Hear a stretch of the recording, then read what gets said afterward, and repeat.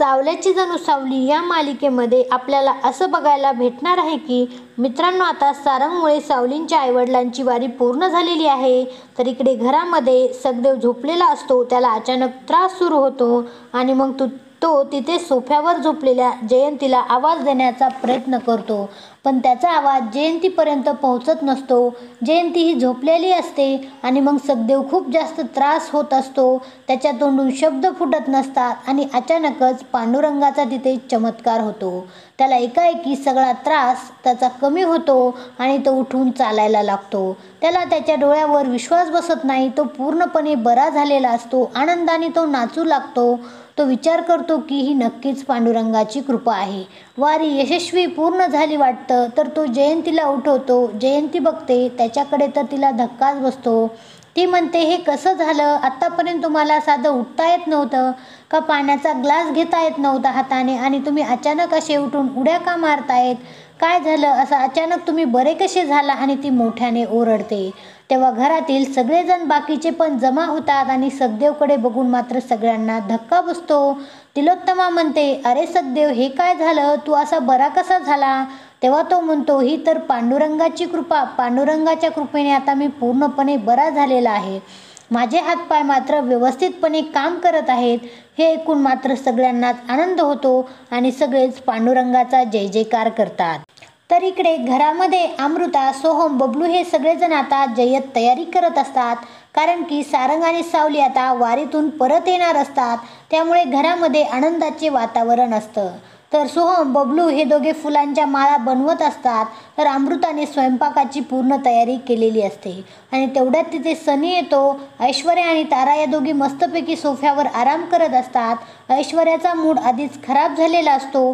कारण की तारा आणि ऐश्वर्याला सावली आणि सारंगचे घरामध्ये होणारे सगळ्यांकडून कौतुक हे देखवत नसतं. त्यामुळे त्या कशातच सहभागी होत नाहीत. त्यावर सनी म्हणतोय, बघ ऐश्वर्या, तू देखील सगळ्यांची मदत करू शकतेस. पण ऐश्वर्या म्हणते, नाही, मी मदत करणार नाही आणि मला त्यात इंटरेस्टही नाही. आणि जरी मी मदत करायला आले तर माझ्या तोंडून कोणाला काही बोलण्यात आलं तर मात्र घरात ड्रामा क्रिएट होईल. त्यापेक्षा मी न आलेली बरी. तर इकडे अमृता ही स्वयंपाकघरात असते. तेवढ्यात तिथे जयंती येते. जयंती स्वयंपाक काय काय केला आहे हे सगळं काही बघत असते. तिने भरपूर काही गोष्टी केलेल्या असतात. पापड, भजे सगळं केलेलं असतं आणि जयंतीला कंट्रोल होत नाही. जयंती पटकन तो पापड उचलते. त्यावर अमृता म्हणते, बघ जयंती, तुला राग येऊ देऊ नको, पण आता सारंग आणि सावली हे वारीवरून येत आहेत. आणि जेव्हा एखादा माणूस वारीवरून येतो तो साक्षात विठ्ठलच असल्याप्रमाणे असतो. त्यामुळे पहिले ते जेवतील आणि त्यानंतरच मग आपण बाकी सगळे जण जेवणार आहेत. त्यामुळे हे जेवण उष्ट करू नकोस.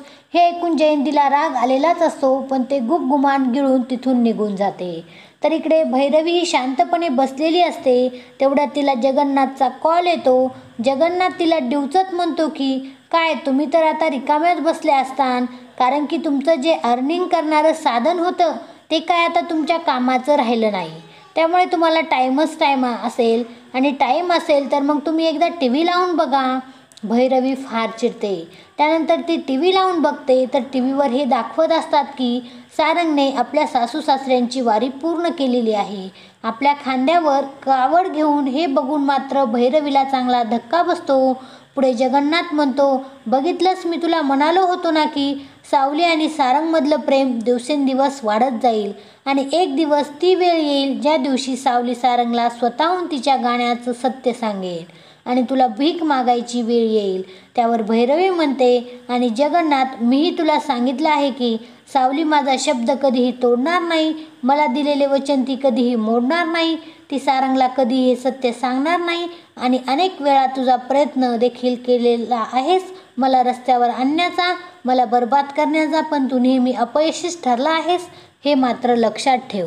जगन्नाथ म्हणतो, मी जे पण आजपर्यंत स्वप्न बघितले ते मी पूर्णच केलेलं आहे आणि आता मी स्वप्न बघितलेलं आहे की तू लवकरच रस्त्यावर येणार आहेस. तुला भिकेचे डोहाळे लागणार आहेत. सावली लवकरच आता सारंगला तिच्या गाण्याचं सत्य सांगणार, कारण ती आता त्याच्यापासून हे जास्त काळ लपवून ठेवू शकत नाही. पुढे आपण बघतो सारंग आणि सावली एकनाथ आणि कानूसोबत घरी येतात आणि घरी आल्याबरोबर अमृता ताट घेऊन येते. त्यांना ओवाळते आणि ते मध्ये येणारच की तेवढ्यात तिकडून तिलोत्तमा येते. तिलोत्तमा यांना थांबा असं म्हणते आणि विचारते की मला पहिले सांग सारंग, काल रात्रीपासून तू कुठे गायब होतास? ना तुझा फोन ना काही घरात कोणालाही न सांगता असं कोणी जातं का? आणि तुझी आई इकडे काळजी करत असेल याची तुला जाणीव नव्हती का की तू त्या पोरीच्या मागे मागे गेलास? मला हे अजिबात आवडलेलं नाही. तेवढ्यात सावली सारंगची पाठराखण करत म्हणते, आई यांचा काही दोष नाही, उलट त्यांनी जे केले त्यामुळे तुम्हाला अभिमान वाटेल. त्यानंतर सावली वारीमध्ये घडलेला सगळा काही प्रकार तिलोत्तमाला सांगते. तर ऐश्वर्या म्हणते, बघ सारंग, तू रूपम कॉस्मेटिकचा ओनर आहेस आणि तुला हे सर्व करण्याची काय गरज होती? त्यावर सनी तिला शांत बस म्हणतो आणि तुला कळणार नाही असं म्हणतो. आता सावलीने एवढं सगळं सांगून सुद्धा तिलोत्तमाचा राग मात्र काही कमी झालेला नसतो आणि तिलोत्तमा तिथून चिडून निघून जाते. त्यानंतर या सगळ्यांच्या घरामध्ये प्रवेश होतो आणि मग ज्यावेळेस ते सखदेवला बघतात तेव्हा सारंग आणि सावलीला धक्का बसतो. ते विचारतात, सखदेव दादा, अरे तू बरा कसा झाला? तेव्हा तो सांगतो की काही नाही, विठ्ठलाची कृपा म्हणायची. तिकडे तुम्ही वारी पूर्ण केली आणि इकडे मी बरा झालो. सखदेवला बरा झालेलं पाहून एकनाथ आणि कानूला आनंद होतो. वारीला जात असताना सखदेव हा अंथरुणावर पडलेला होता, आजारी होता आणि वारी पूर्ण होतात त्याला असं बरं झालेलं बघून मात्र त्यांचा आनंद गगनात मावेनासा होतो. आनंद असून त्यांच्या डोळ्यातून वाहतात.